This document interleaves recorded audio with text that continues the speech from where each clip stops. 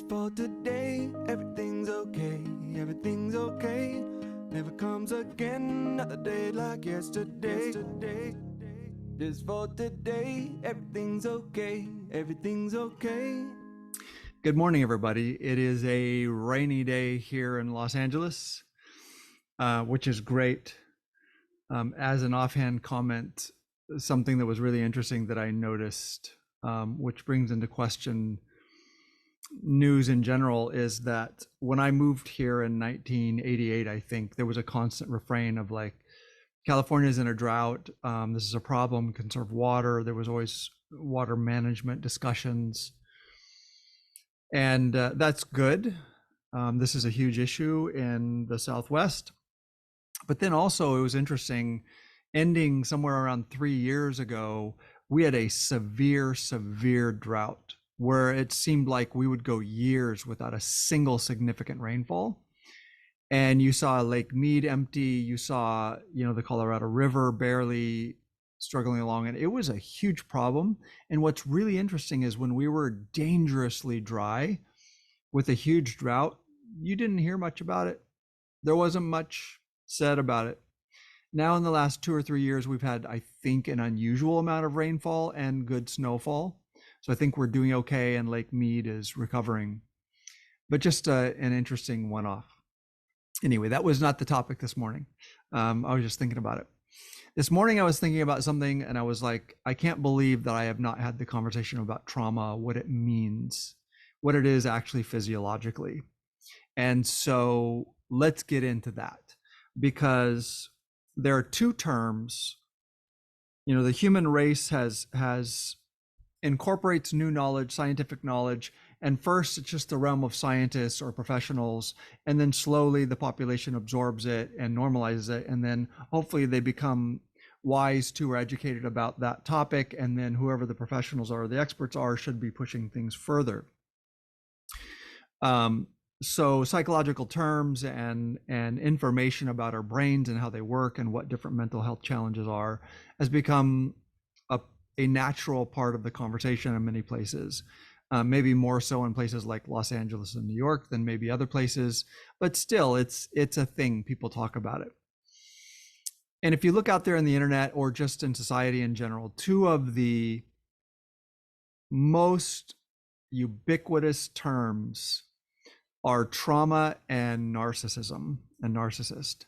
And I'm not going to address narcissism today. It is talked about constantly. People are constantly accusing one another of narcissism. But we're not going to go into that today. I'm going to talk about trauma. Let's start at the beginning, because the word trauma is used all the time. And, people say things like, well, everybody's traumatized. And, one of my traumas was, and this was really, really traumatic. And it's pretty common. Again, I'm speaking about Los Angeles, where almost anybody you come across will say, yeah, I experienced PTSD, or I experienced a major depressive disorder, or I have generalized anxiety. These are just normal things. And there's pushback because at some point it almost becomes meaningless. It's almost like, to a certain extent, life is difficult. Parents are not perfect. They make mistakes. And because people didn't get perfect parenting, or because life is challenging, or they had a hard time in high school or whatever, people are like, well, I think I have PTSD, or I think I'm traumatized. And so, and I don't want to dismiss, I'm not saying those things don't exist, or that your experience doesn't matter, or that you're not traumatized, because I think most of life exists for significant periods of time, sometimes in a traumatized state, sometimes at extended states in which trauma has tuned up their nervous system until that's just how they function. So I obviously went through a psychology program to become a therapist, but to be honest with you, there is not a lot of discussion or understanding in these programs. I got the absolute best trauma education by doing my own reading, by having worked through for a decade gone through my own work, figured things out, like noticed what my body did, noticed what I was experiencing, read articles. But specifically, I got introduced to the trauma resiliency model when I started my program, and this was not part of the program. This was just something that I did. I was referred to by a therapist who I'm always thankful to. She referred me to this community, and I did the training. And they are a community that founds themselves on the research of Bessel van der Kolk and the work of Peter Levine and Francine Shapiro, who started EMDR or founded the movement of EMDR, and many other people, Dan Siegel, and there are many, there's a group of people, there's a group of rock stars who have really pushed things forward. But essentially was such a relief to me because it was scientific. They introduced me to the scientific and physiological knowledge of what a PTSD state is and what happens in the traumatized brain and what happens with chronic trauma and what you're seeing and the many different ways this can present for different people. And this was very important because as a society, we've struggled with the definition of trauma. And we started with a very extreme, very, very limited understanding of trauma. At the beginning, pretty much all we understood was that some people could come back from active combat, maybe months or years of active combat, and they were not okay. And so this would be more centered around the idea of a male, of extreme violence, of death, of horror, and then this male who came back who was now emotionally sort of mentally disturbed or messed up. When I was a kid, they called it, someone being stuck in their own little Vietnam, meaning they came back to civilian society, but their head stayed in their experiences in Vietnam, because that's how old I am, is that the kids I went to school with, if their fathers served, then generally they may have served in Vietnam or Korea if they were older. So you started with that and it was like, well, this is trauma, right? Originally, it could be called shell shock, right? We have these things. George Carlin has a great bit where he tracks the language around trauma as it becomes more and more complex and sort of detached from the thing. Shell shock really like makes it sound like what it is. Battle fatigue, shell shock, then it's post-traumatic stress disorder. So there's been this evolution of understanding. And what's interesting is even when I was a kid, you could, for example, look at a woman who was violently assaulted, maybe kidnapped, and had terrible things happen to her for maybe 6 months or a year and escaped that. And you would know that she was messed up. But I'm not even sure people thought the word trauma. It was like there was a separation between, someone coming back from war and what she experienced is like really horrible and she's probably going to be messed up. But we didn't really have a deep, broad enough understanding of what the word trauma means. So we kept trying to attach it to the type of violence or the type of experience and say, well, this type of experience means someone could be traumatized. This type of experience is really bad, but it doesn't mean that. And you can see how horribly problematic that is, that there's no way that's going to work, right? Because basically what you're saying is, let's say someone is a 5-year-old child whose parents attempt to immigrate, and in the process, the parents get murdered by the coyote who's guiding them across the border, and then the coyote sex traffics the 5-year-old, and then the 5-year-old has these horrible, horrible experiences. And I think even back then, anyone would understand that that is not going to work out, that child, by the time they're 10 or 15, is really, really needs help. But it's almost like, well, but a soldier has a right to say they're traumatized and that they experienced trauma. And then as things progressed, we advanced that. And it was really good that we advanced that, right? We then developed the language around vicarious trauma, meaning you would have police officers or any sort of first responders who may be routinely or showing up to horrible car accidents and seeing people dismembered and having people die in front of them, and police officers who maybe somewhat routinely, depending on where they work, routinely have to get into physical confrontations and feel unsafe constantly. And maybe they had a partner or someone that some crazy person just walked up to their squad car and just shot them to death through the, and they were aware of that. And these people, and we see the same symptoms of chronic PTSD, like them existing and struggling with chronic trauma. And so then we're like, well, vicarious trauma. But the problem is, again, is that we're still operating under the idea that we must take the actual experience itself to justify whether it's called trauma or not. And the problem with that becomes socio-political, that becomes racial, it becomes, there become gender issues again, where it's like, oh, a woman who's been violently abused by her husband for 10 years, and then shoots the guy, is summarily sent to prison because we don't even want to, like, back when I was a kid, it's like nobody really thought, it was like, well, that's horrible, but she's a murderer.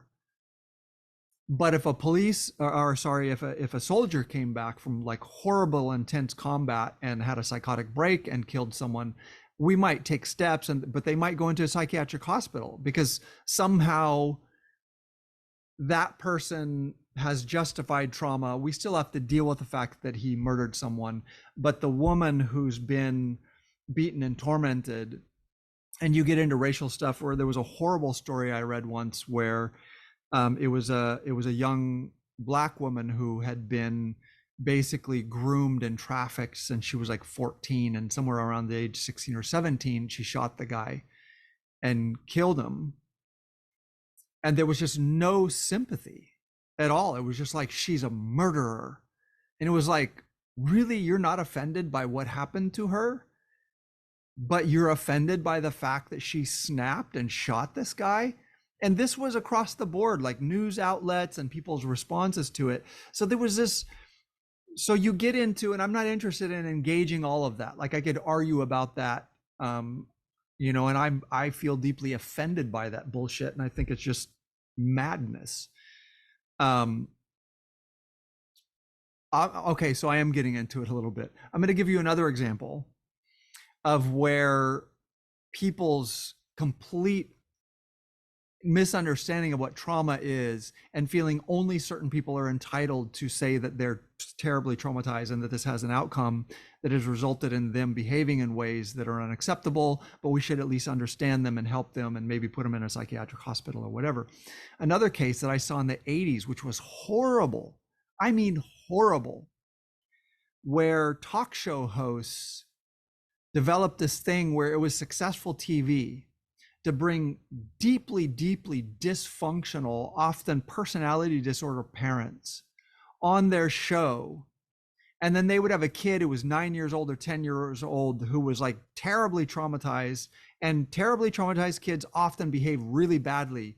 They have been adultified, they behave like an adult, but they have a filthy mouth, and they're semi-abusive to their parent or whatever. And you would see these talk show hosts posturing up on them and screaming at them.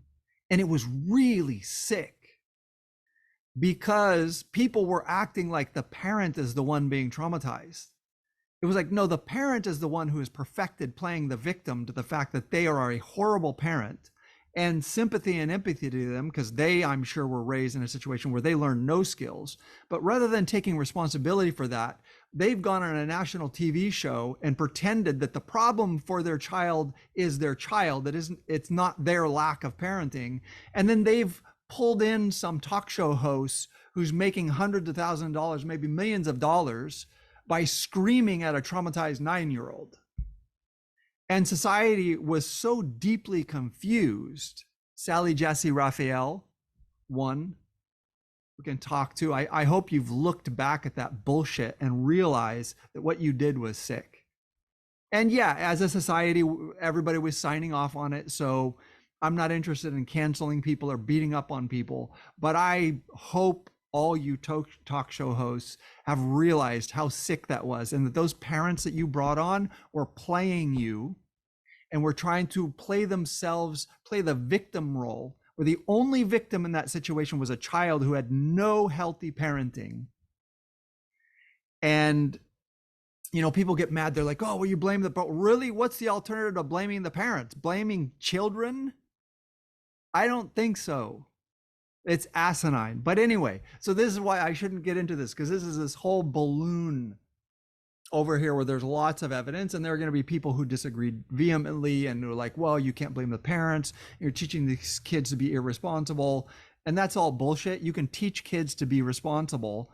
That 9-year-old is not that way because no one held them responsible. That 9-year-old is that way is that way, in fact, because that mother has forced them to be responsible for themselves, and they've raised themselves in the best way that they know how, which is to be really rigid, to pretend that they're an adult, to be really defensive, because that's the only way they can defend themselves in an adult world when they're actually just a child with no adults advocating for them.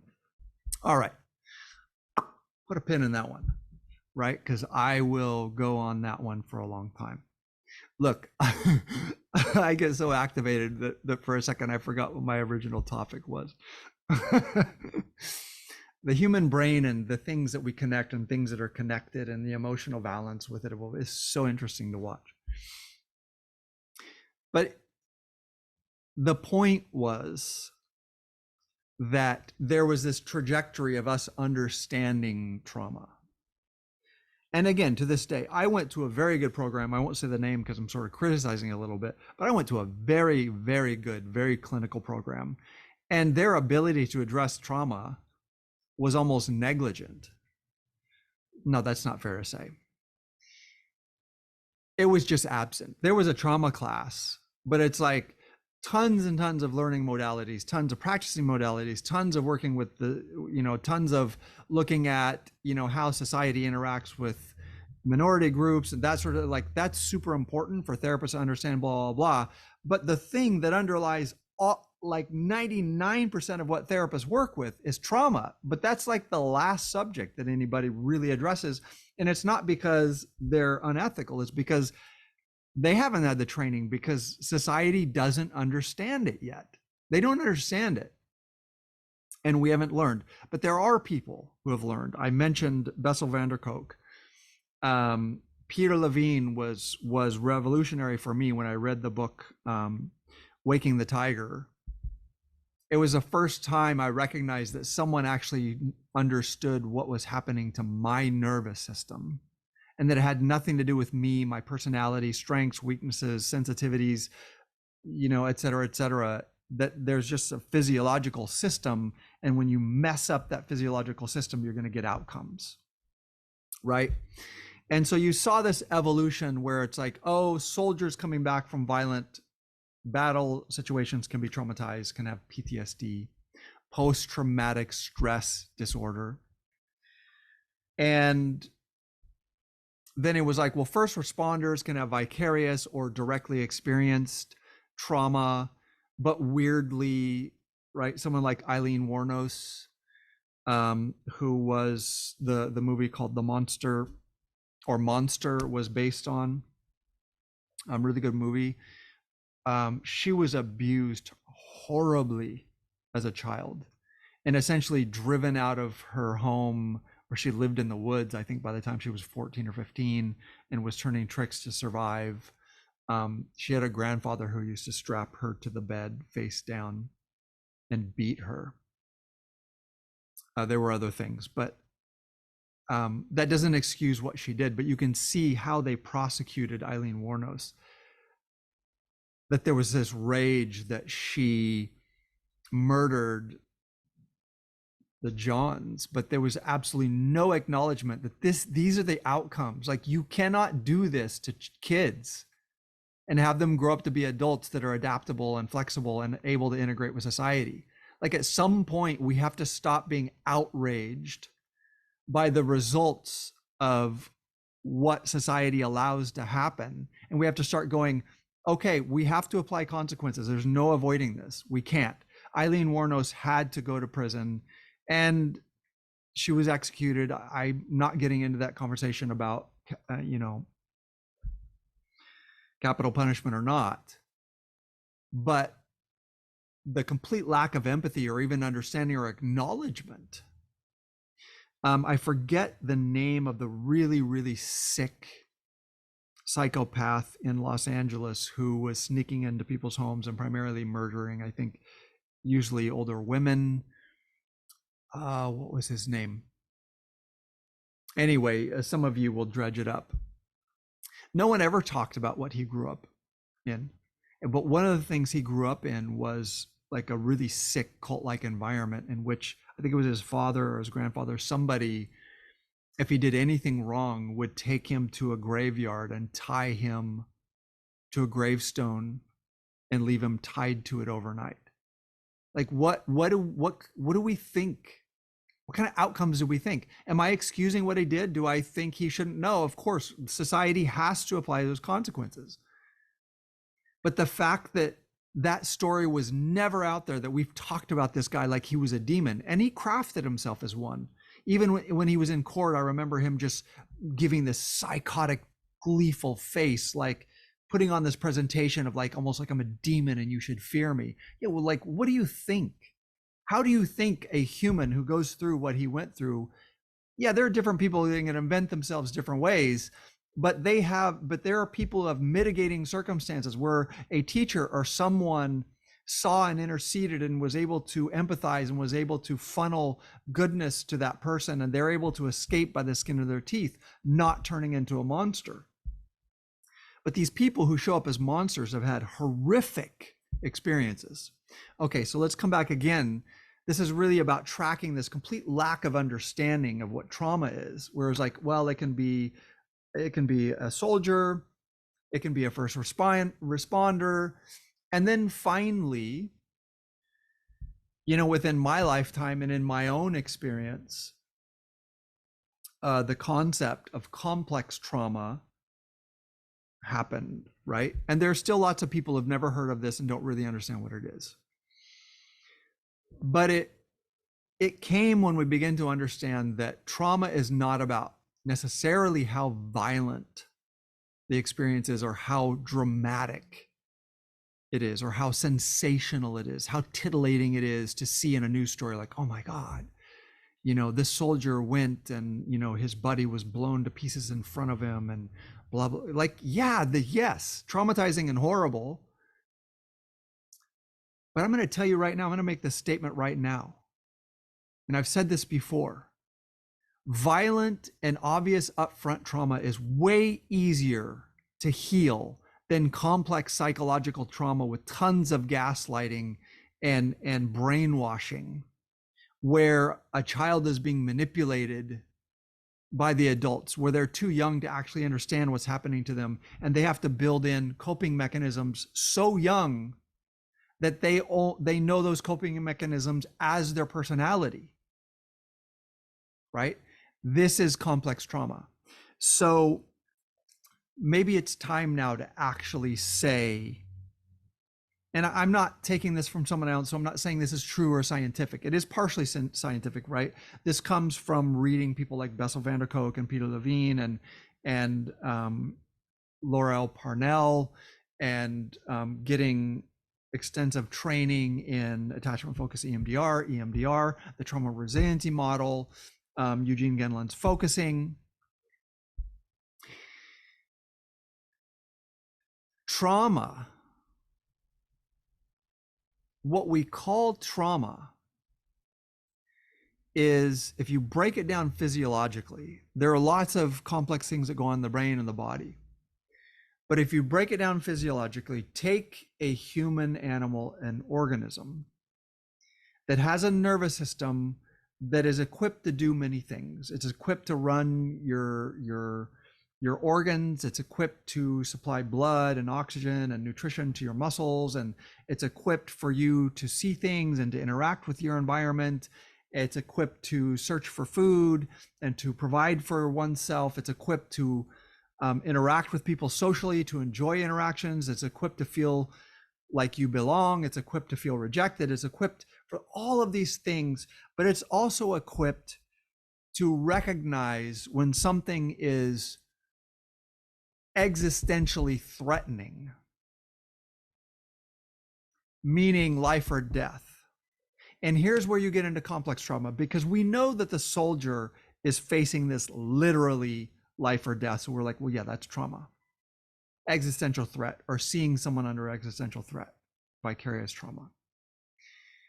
But what we don't understand, what's more complex, or what we haven't understood, is that the human animal is so deeply social, and our survival depends so deeply on relying on the tribe or the society or the village or whatever.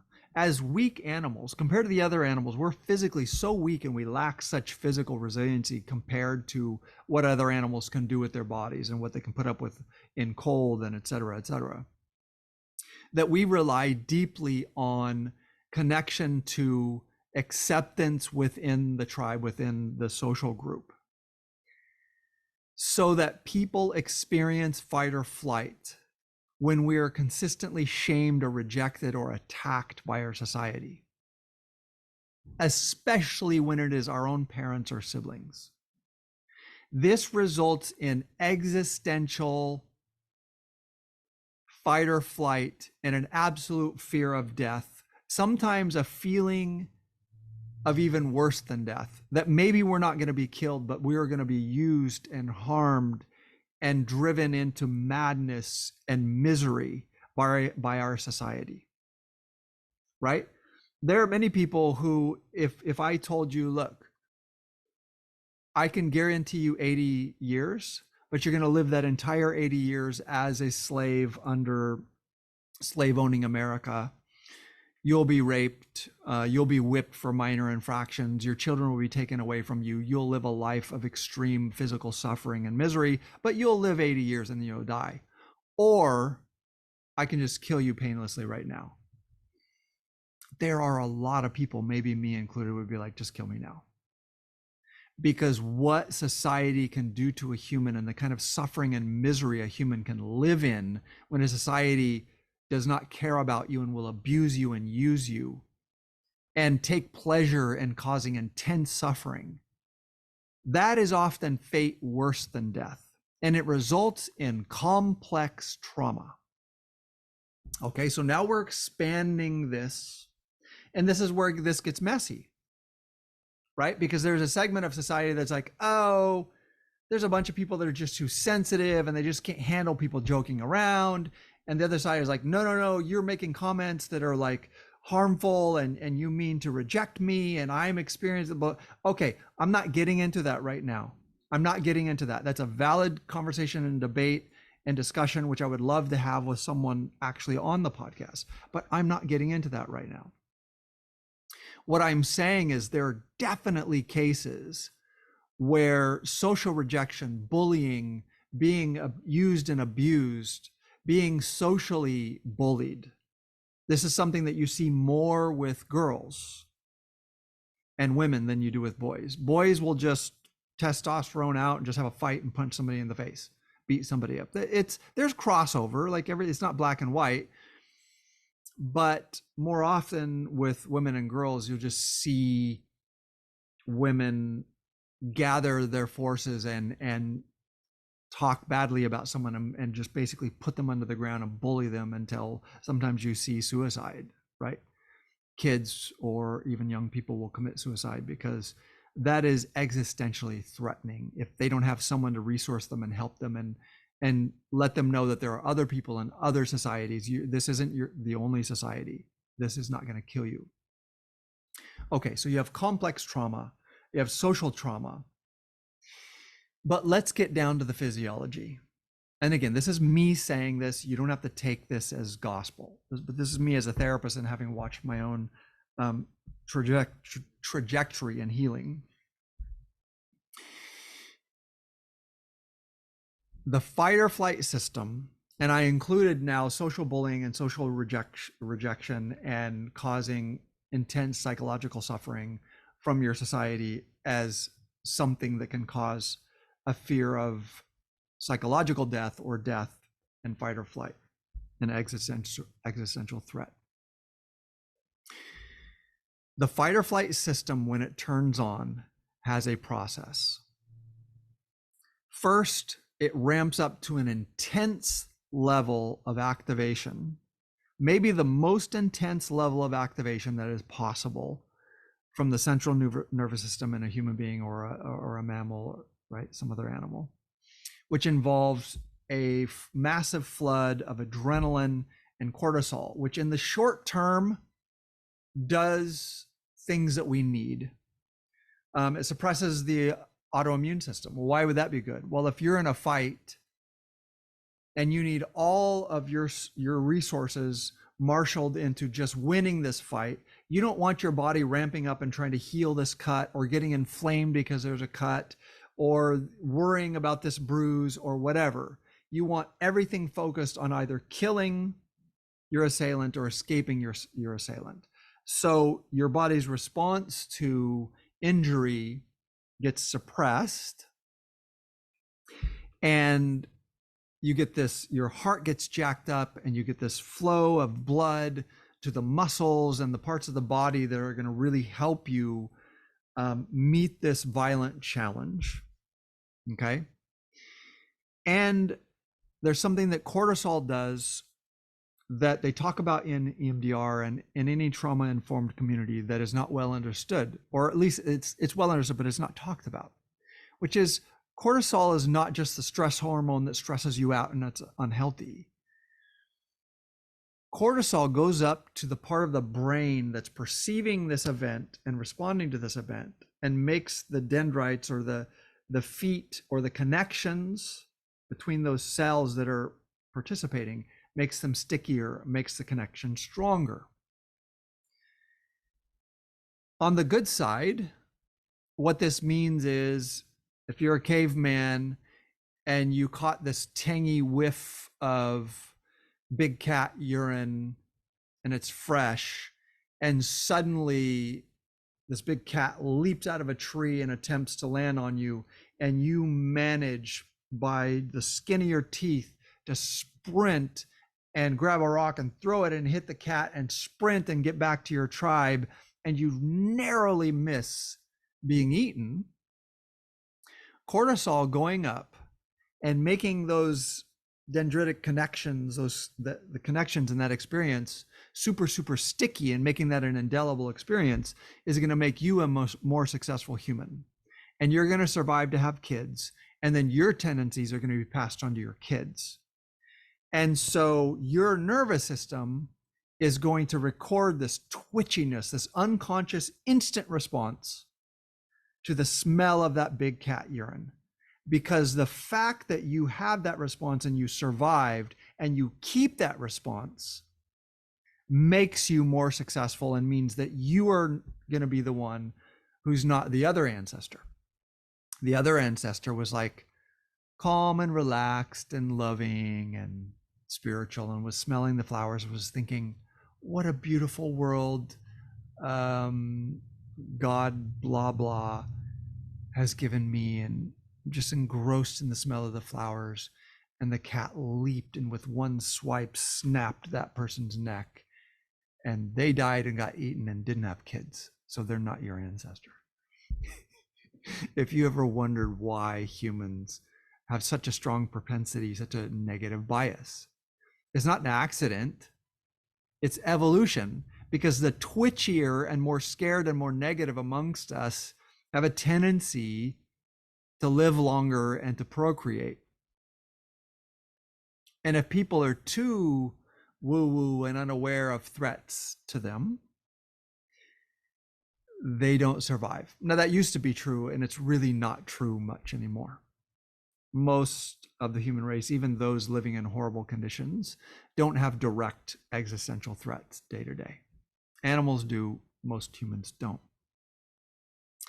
Okay, so that cortisol goes up. Okay, so you have that system, that black or white system where it's like I need to flee or I need to fight. There's also a free state. I won't go into all of that because that can get complicated or just time consuming, and it's not the point of what I'm talking about.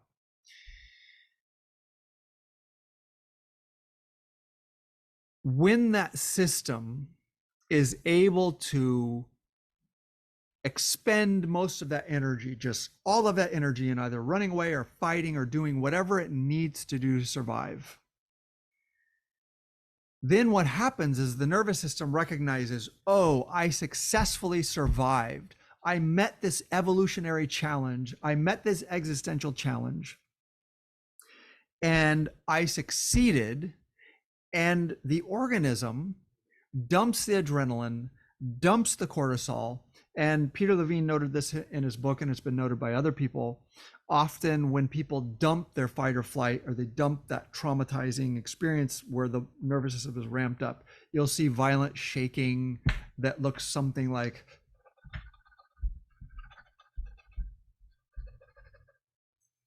and to this day, there are still EMTs who freak out and will try to hit you with a sedative or whatever. Terrible, don't do it. Let that human go through what we call a reorientation. I'm dumping that fight or flight intensity. I'm actually finishing this process, this healthy process of ramping up to the most intense emotional, physiological state that humans are capable of from an existential point of view, generating an enormous amount of energy, adrenaline, cortisol, all the things that happen, being hyper aware. I meet the threat, I survive the threat, and then my nervous system goes, and dumps it.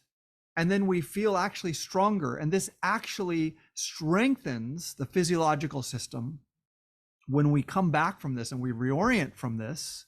And the autoimmune system bounces back stronger, and it's actually good for us. So short-term confrontation of the autoimmune system and of the central nervous system and of the existential system, the fight or flight system, is actually healthy for us.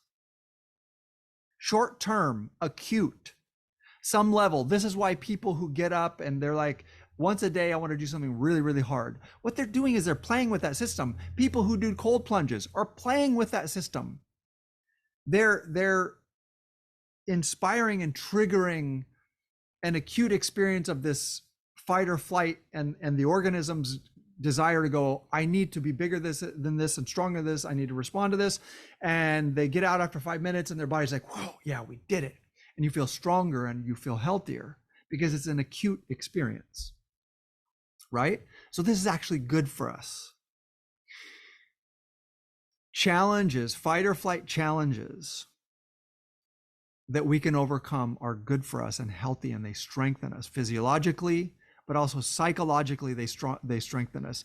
It increases our trust of ourselves that we can navigate overwhelming situations and we can succeed where maybe other people can't. And we feel strong and we feel exceptional, and this is healthy. This is good. Okay, so we're getting closer to where PTSD, complex PTSD, chronic trauma, what it does to the nervous system and where it goes sideways.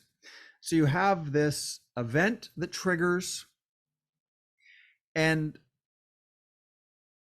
the event that triggers a fight or flight system is not about what the event is. It is whether that person has any level of skills and coping mechanisms that give them a chance to respond to that experience.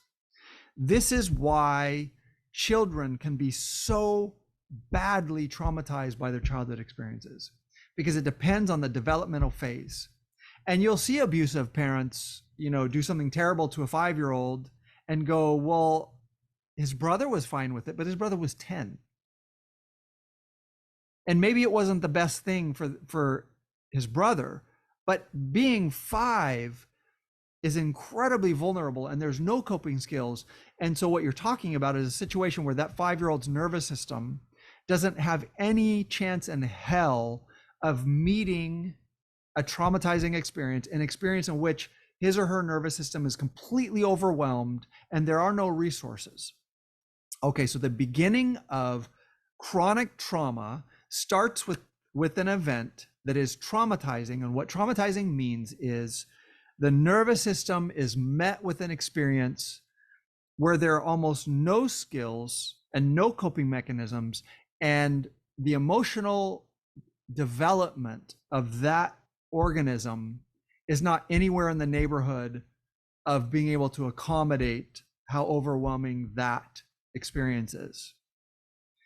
So that reorienting that we talked about, where you meet the challenge and then the central nervous system realizes, oh, we successfully met it and we survived it, and then you dump the cortisol and you dump the adrenaline, and the autoimmune system bounces back and this confidence bounces back, and there's this realization of, I navigated something difficult, I'm actually a strong, resilient person.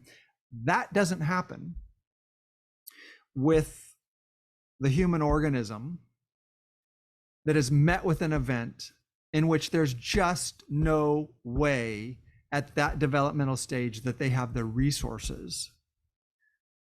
And when that's true, what the central nervous system does after repeated experiences, so after that experience, that human will be kind of depressed, irritable, and it'll take them time to dump that and reorient and just sort of go back to normal processing. And this is where childhood abuse is so dangerous. But what happens when you have a parent who's partially sociopathic or narcissistic and they sort of get off on dominating their kid? So their instinct is to intentionally ensure that their kid doesn't reorient. This is what abusive parents do. They see the reorientation and the bouncing back almost as defiance. You're being defiant. Well, he didn't, you didn't need to learn your lesson. There are parents who do this, like there are lots of parents who do this, where they literally see the healthy reorientation and coming out of being disciplined or whipped or being chastised and reorienting almost as an affront to their authority. And they need to humiliate and dominate that child, and they need to see that child humiliated and dominated, or else the parent feels that they haven't made their point. Okay, so what happens when that child, humans are amazingly resilient. Our nervous systems will bounce back and bounce back. But what happens when it happens 5, 10, 20, 100 times in the 4th year of life, 200 times in the 5th, and then the kid starts acting out because a traumatized child will behave badly and become ADHD, or will become confrontational or whatever, and to just start really pissing the parent off. So now it's like every day of the year, there's that parent is dominating that child and attacking that child and whipping that child and criticizing. You're always like this. This is why I have to hit you, because, so along with dominating and humiliating the child, they also start gaslighting them. This happens to you because you're a bad person. So now the complex trauma is being leveraged. And that person is being gaslit and brainwashed to believe, not only am I pinning your nervous system and never allowing you the experience of successfully reorienting so that you feel like you can meet life's challenges. Not only that, but I'm also telling you that these things happen to you because you are a piece of crap. And you deserve for this to happen to you. And if you weren't a piece of crap, you'd be fine with what I'm doing to you. Are you getting why, if you had to have complex trauma versus being violently assaulted outside of a club, you should choose the violent assault? You can get over that so much better because you have a resilient self-perception, and you've had many, many, many experiences of reorienting successfully and feeling confident and feeling resilient. And then you have that one overwhelming thing. But I promise you, a skilled therapist can get you through that in 3 to 6 months, maybe less. But this child who has never known anything else other than being dominated and having their nervous system suppressed and then being blamed that they can't reorient, by the time they're 15, 20, 25, holy shit. So physiologically, what trauma is taking an organism at a developmental level or at any time in life and applying an experience that's so overwhelming, that so overwhelms any coping skills they might have, that there's no way that they can reorient or even just feel like they escaped by luck.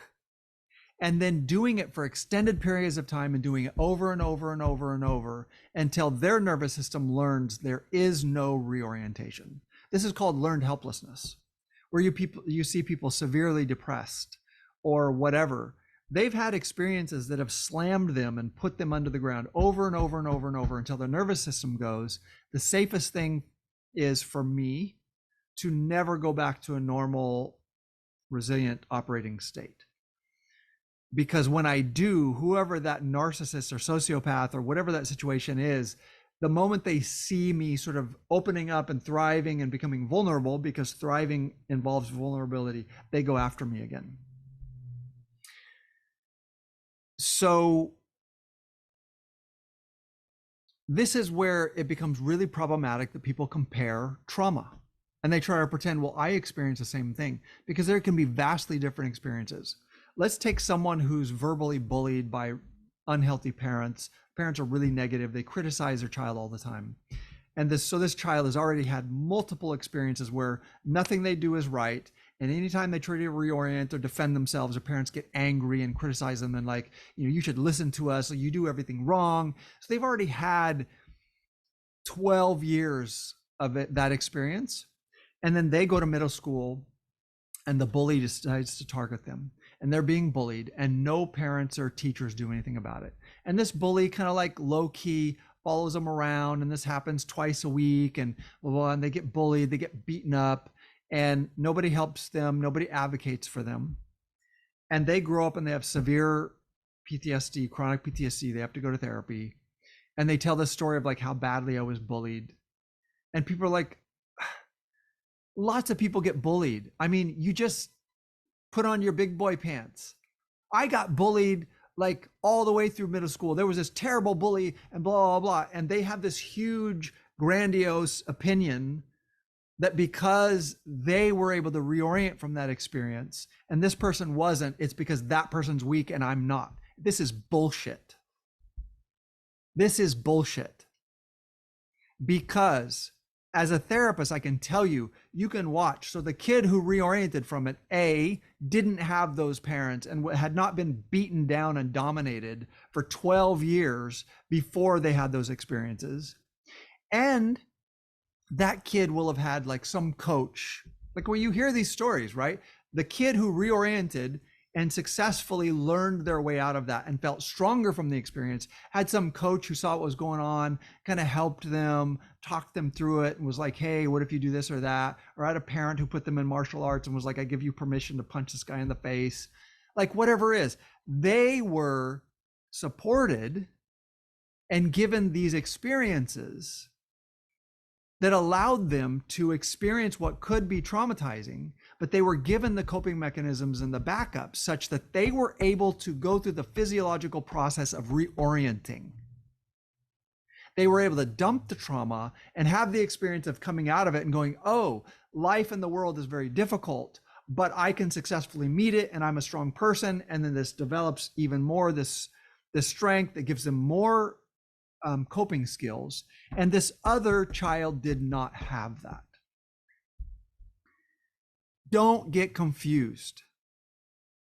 When you see someone with chronic PTSD, completely overwhelmed, who seems helpless, who screws things up over and over and over and over, and you had some bad experiences and you're like, you know what, I fought through it and I figured it out. Don't bullshit yourself. You did not have the same life that person had. I'm telling you this as a therapist. You did not have the same life other people had. I had this discussion with was it a Green Beret? I think it was a special ops guy, like a super, super badass guy.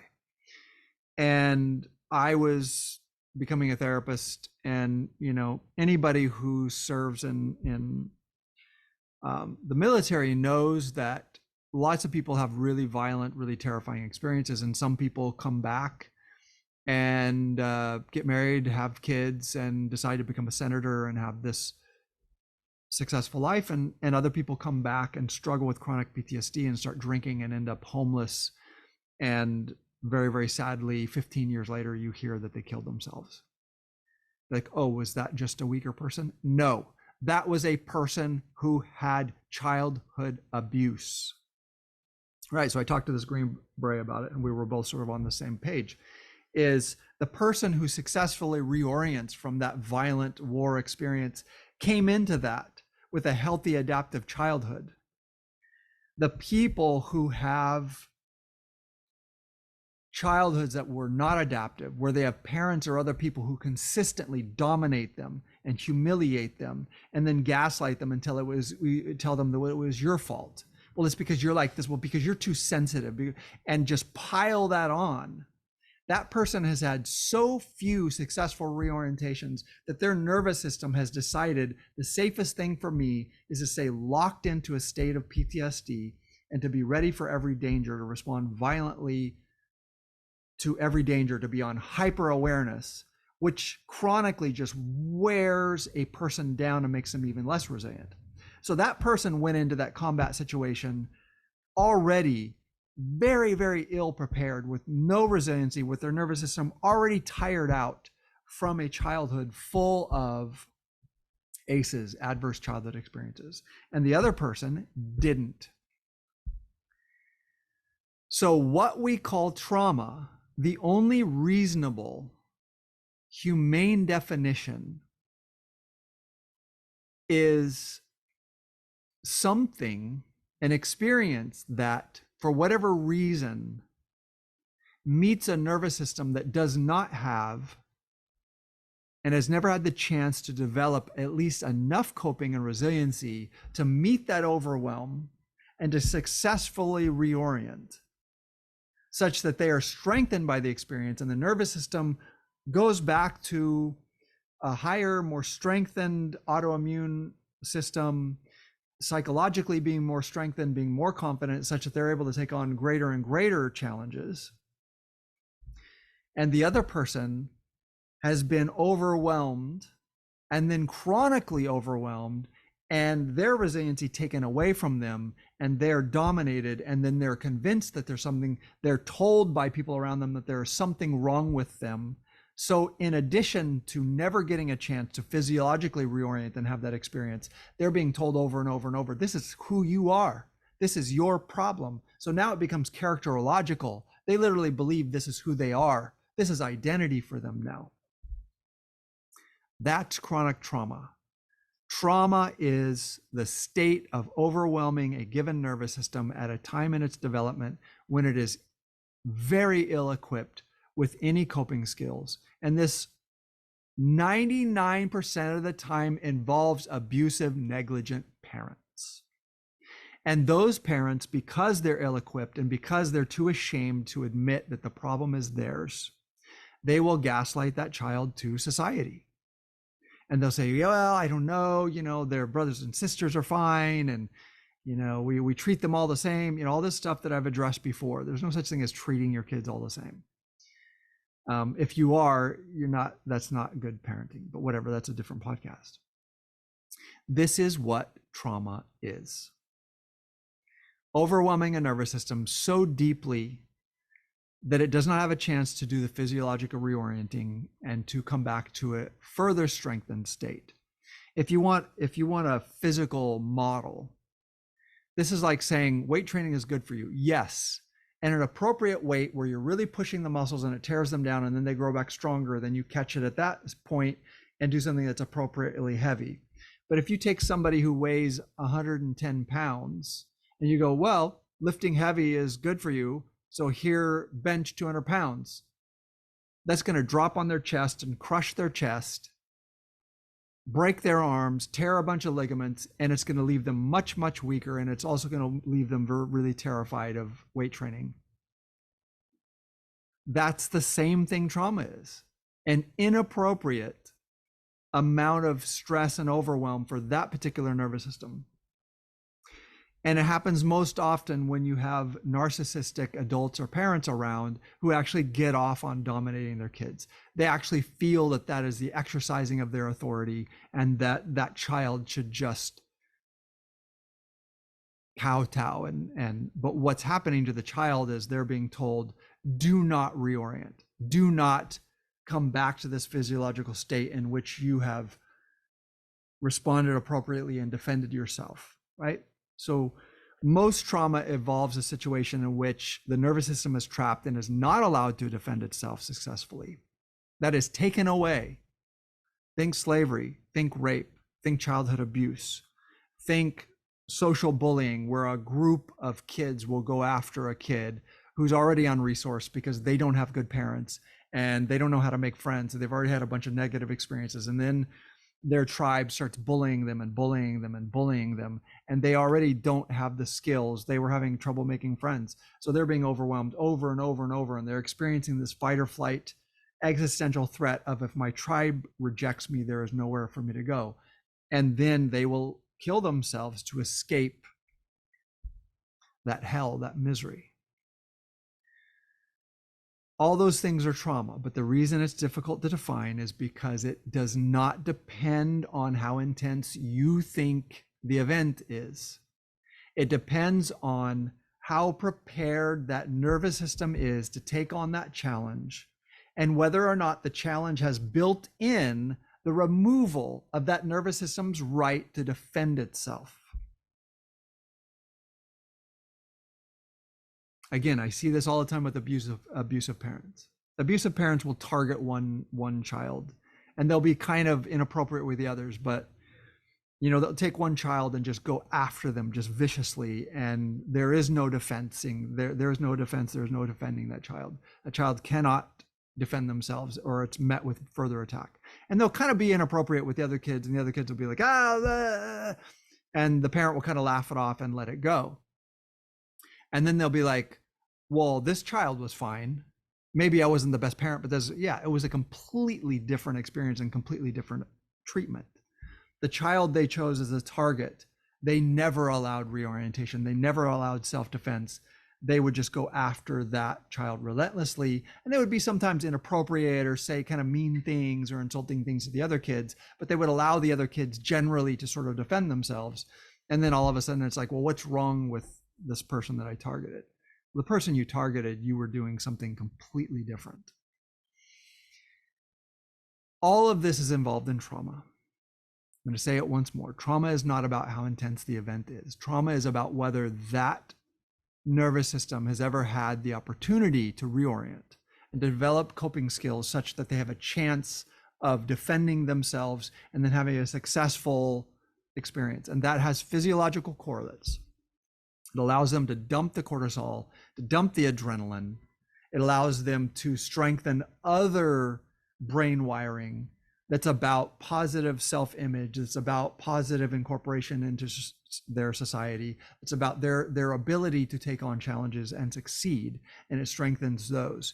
And the person who doesn't get to defend themselves or reorient, it only strengthens the brain wiring that says, this is your destiny, there is no escape, and you better stay stuck on chronic, high, intense activation permanently. That's what PTSD is. That's what chronic PTSD.